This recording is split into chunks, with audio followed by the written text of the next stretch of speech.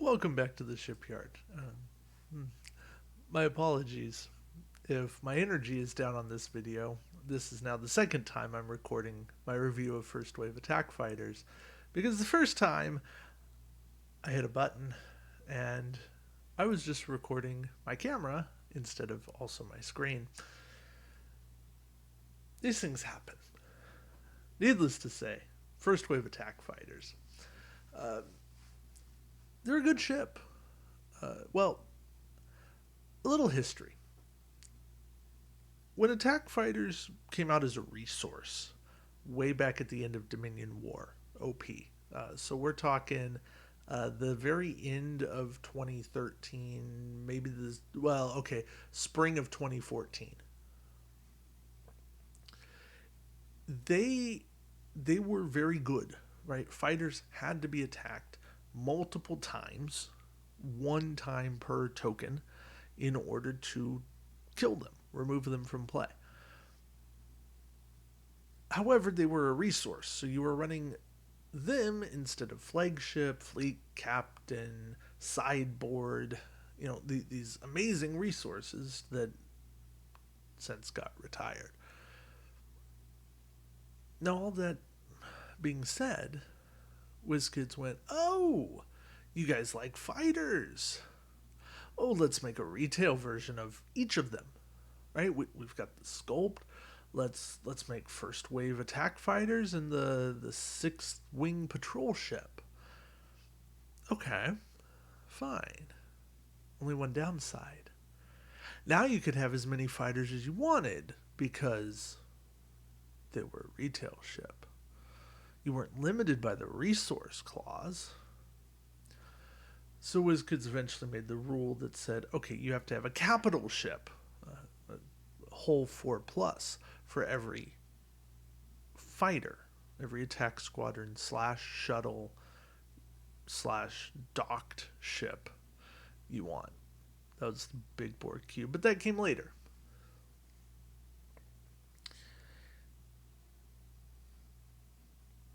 Fighters feel both really good and um, artificial to Attack Wing. Attack Wing is a game about capital ships, and then we get these dogfighting X-Wing like ships that don't behave anything like X-Wing ships, Star Wars ships. I don't dislike the concept. In fact, I really like the concept of fighters. I've played fighters. I've played with a lot of fighters, um, attack squadrons, and and I enjoy what they bring to the game. I enjoy them a lot more now that we have cards like weapon ports and upgraded phasers that have ways of dealing with attack squadrons much more efficiently. All that being said, um, the first wave attack fighters are, well, really good. They start off as 6-0, 1-0. They go uh, as name and as the generic. So with the named, you get 5 tokens, and they go 6-0, 6-0, then 5-1, 4-2, 3-3. And that's pretty darn good. That's a lot of firepower. But wait, you can get more firepower. During the roll attack dice step, you may disable one of your squadron upgrades to gain +1 attack die for the attack. Now, they have a target lock. Well, so target lock, you're telegraphing who you're attacking if you want quality. If you want to depend on sheer luck and volume, you can do that. Um, but yeah, I've never really been a fan of the first wave attack fighters. Um, I tended to go more generic because I saved 4 points, and I could slap on. I think it's support ship, but it's. We'll talk about that. They do have a 90-90 arcs. Um, that comes into play with an upgrade. They are not nearly as maneuverable as Fed fighters. They don't have the come abouts as white. They only have a 2 come about. They are a little faster, but you trade off a bit. So that's okay. All right, our first upgrade, Galler class phaser banks. So your ship's primary weapon, can target ships at range 1 to 3. Uh, so that's nice. Go out to 3. And your primary weapon value is at +1, max 6. So it doesn't even kick in until you start losing some tokens. But you still have the range 1 to 3. It can only go on a Hideki class. No ship can have more than 1. That's fine. But it costs 7 points. So you better be darn sure you actually want to run this. Because if you're not, then don't run it. Because no upgrade that costs 7 is worth it unless you are certain that you actually want to run it.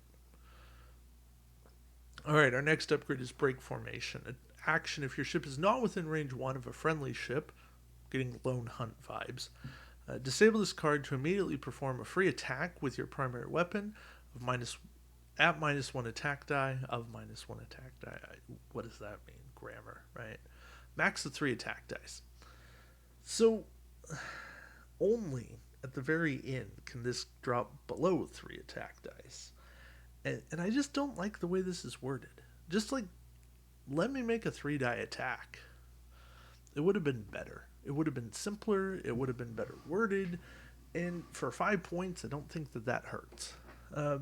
It does encourage flying this ship on its own, and that's okay. You still need to bring it into the fray at some point. And I think this has some utility. I'm not sure how much, but I think there's a niche for it somewhere. Aft Disruptor Wave Cannons. This is a card I really like because you get to fire your primary weapon from your rear firing arc. So standard, that's range 1 to 2. Put Galler class on it, that's range 1 to 3. Front and rear. Now the downside is if you do, you disable the card.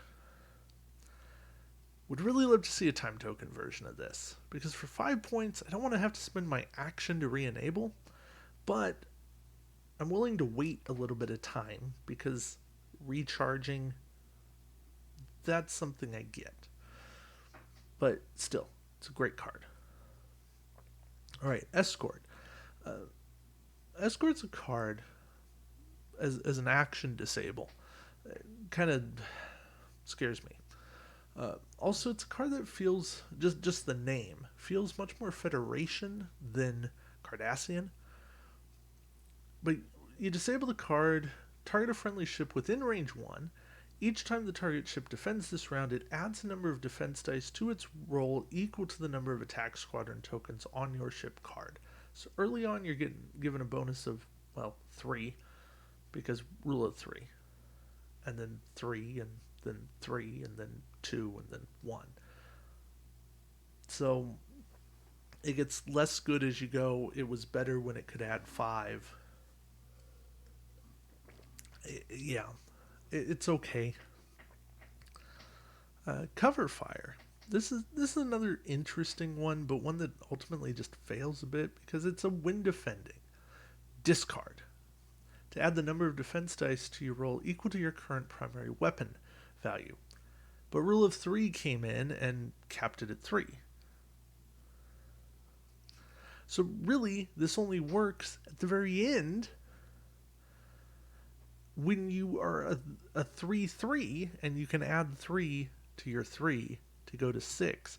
You try doing this at the beginning and you're a 6-0 and you try to add 6 to 0, you come out with 3. And so you fail. It used to be that you went to 6 and you rolled 6 no matter what, but now it doesn't work that way. WizKids logic. Alright, support ship. This is what I was saying. Is you can run this instead of the named ship,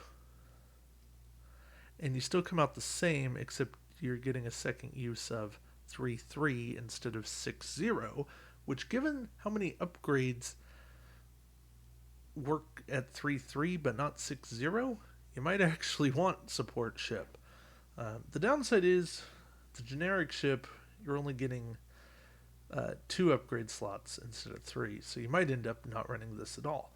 When your last attack squadron token is destroyed, discard this card instead of removing that token. No ship can be equipped with more than one of these, which is nice. It's cheat death, but for fighters, and it guarantees on something like weapon ports that you get to see another die roll. You cannot go out in one attack, which is great. That is a benefit to you. Flanking attack. There's a lot of text here. When a friendly ship within range 1 of your ship is attacking an enemy that is also in your forward firing arc, if you haven't already attacked this round, you may discard this card to add a number of attack dice to that ship's attack roll equal to the number of attack squadron tokens on your ship card. Rule of 3. You cannot attack during the round you use this ability. Again, I don't think I want to give up a Hideki shot. I might give up a Romulan shot with this. So, yeah, make this a Romulan fighter upgrade, and I'll consider it as a Cardassian one. Alright, and the last card in this pack, Photo Lock On. When you are attacking during the declared target step, if you do not have an enemy ship target locked, you may discard this card to acquire a target lock on an enemy ship within range 1 to 2 of your ship. So, this works nicely for the named ability, right? Bonus target locks, always could. But it also works nicely as the as the disable fodder for the named ship. Because you can just keep on disabling this, re-enable it, disable, re-enable, etc. Get that extra attack die every time. And then at some point you say, I'm not going to disable it. I'll discard it, get my target lock, and actually make a quality attack. That's your choice. Unfortunately, you can't discard it for the target lock and then disable it for the extra die. That would be too good. But yeah. Overall, the upgrades in here are okay. There's some fun combos. Galler class with aft disruptor wave cannons. Escort's not terrible. There's just some interesting cards here. And it's been a while since I've looked at these cards. And while I don't love them, I also don't hate them. And that's saying something, because I remember back in the day when this came out, it was kind of all, you ran Gallers, aft wave cannon, photo lock on, and that was it. Maybe a little bit of the support ship. But if you ran anything else, you were doing it wrong. Now, that still might be the case. But I do feel like there's a little bit of wiggle room. Maybe not so much in like hyper competitive play, but in certain mission parameters and different events that can happen. So depending on the scenario you're up against, there is actually some utility. I'd still like to see more. I'd like to see some time token versions of this stuff. And some new ideas that come in. But short of that, it's a decent pack. Do you absolutely have to have fighters to enjoy the game? No. Have fighters always been good? No. But they're enjoyable. I personally enjoy them. So yeah, take that for what it's worth. Might be worth nothing to you, might be worth everything to you. I don't know. It's probably worth something in between. All right. Thank you all for watching, and until next time, we'll see you around the shipyard. Take care, guys.